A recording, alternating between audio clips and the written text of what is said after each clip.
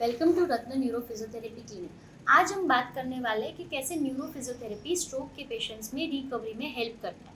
यहाँ पे neuro physiotherapy का मेन जो प्रिंसिपल है दैट इज न्यूरोप्लास्टिसिटी। अब न्यूरोप्लास्टिसिटी क्या होता है? जब भी स्ट्रोक होता है तो कनेक्शन ब्रेक हो जाता है ब्रेन और मसल्स में, मूवमेंट्स में। तो ये जो न्यूरोप्लास्टिसिटी का प्रिंसिपल है ये अडेप्ट करता है जो चेंजेस आए हैं या न्यू पाथवेज या न्यू कनेक्शंस जो बिल्ड करने, वो जो कनेक्शंस बिल्ड करते हैं एक्सरसाइज थ्रू।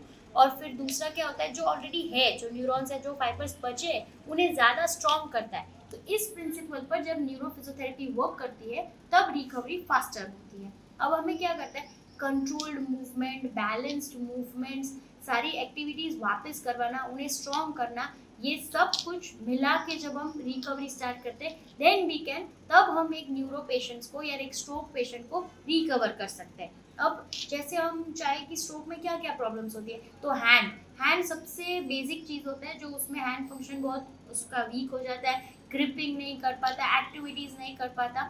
तो ऐसे क्या होता है, अलग अलग टेक्नोलॉजीज होती है, एडवांस टेक्नोलॉजीज होती है, बेसिक ग्रिपिंग मूवमेंट्स होती है, कुछ एडवांस लाइक वर्चुअल रियलिटीज़ जैसी, ग्रिपिंग हैंड मूवमेंट्स जैसी, फिर robotic movements, robotic hand movements जैसी, ऐसी सारी एडवांस चीज़ों से, बेसिक चीज़ों से हम हैंड थेरेपी करवा के उसकी रिकवरी ला सकते हैं। फिर बेसिक चीज़ क्या होती है, गेट ट्रेनिंग। जैसे पैर में भी अफेक्शन होगा, जैसे हाथ में होता है, अलग अलग आर्टरीज पे डिपेंड करता है कि अलग अलग पार्ट पे डिपेंड करता है, जहाँ प्रॉब्लम हुआ है उस हिसाब से फंक्शंस एबनॉर्मलिटी आती है, जिसको हमें वापस रीगेन करना होता है। जैसे दूसरा उसका गेट ट्रेनिंग है। गेट ट्रेनिंग मतलब क्या होता है, कैसे चलना है, कैसे मसल्स को एडेप्ट करना है, कैसे वापस अपनी पुरानी पैटर्न लानी है, जहाँ घूम के चलते हैं, उठा के नहीं चलते। तो ये सब कुछ हमें नॉर्मल पैटर्न में लाना होता है। तो इसकी भी बेसिक टेक्निक्स होती है, मसल स्ट्रेंथनिंग होती है, जो है उसको सुधारना है, और जो नहीं है उसको हमें गेन करना है। उसके साथ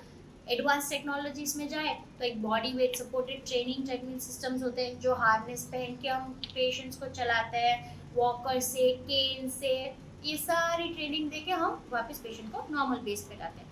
और ये सारी चीज़ें जो अलग अलग चलती है, वो सारी की सारी न्यूरोप्लास्टिसिटी के बेस पे ही चलती है।